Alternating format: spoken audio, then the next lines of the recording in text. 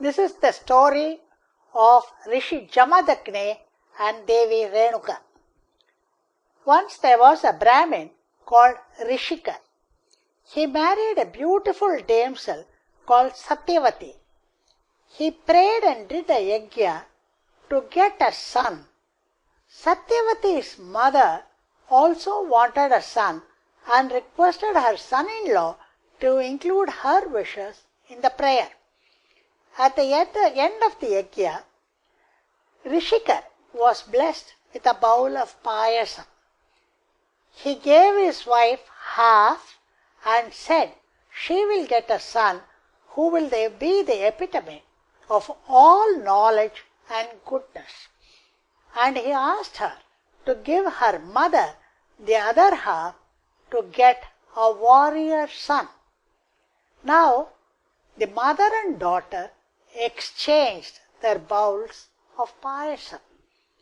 Satyavati gave birth to Jamadhakni, who was a sage and a warrior. And her mother gave birth to Kaushika, who eventually became Vishwamitra. Now Jamadhakni was a sage with a knowledge of all weapons, and he was a warrior. He married a princess called Renuka. Renuka had many sons, of whom the last was Vishnu's incarnation. He was called Rama, and he was blessed with an axe by Shiva, which he always carried, and he was known as Parasurama. Devi Renuka was so pious and devoted to her husband that she would go to the river every day and make a clay pot with wet clay, collect water in it, and bring it for her husband's use. One day, while she was making the clay pot and filled it with water, she saw a reflection of a Gandharva who was passing by, and for a second she thought how handsome that Gandharva was. Immediately the clay pot disintegrated, and however much she tried to make the clay pot, she could not succeed. Now, Sage, her husband, came to know about it, and Jamadhakni was very angry. He called all his sons, including Parasurama, and asked them to behead his wife.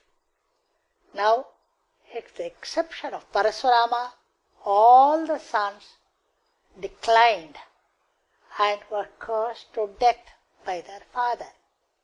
Parasurama agreed, went and got his mother and beheaded his mother. He came back and told his father that he had done so. Jamadhakni was very happy. He said he would give any blessing to Parasurama for doing as he was told. Parasurama said he wanted nothing except that his brothers become alive and his mother also back. So Jamadhakni blessed his sons to come back to life and told Parasurama to go to the river and place his mother's head on the body so that she can become alive. It so happened the same day, a washerman, getting angry with his wife, beheaded his wife. Parasurama came to the river bank, took his mother's head and placed it on the washerwoman's body. And the washerwoman became alive with Renuka Devi's head.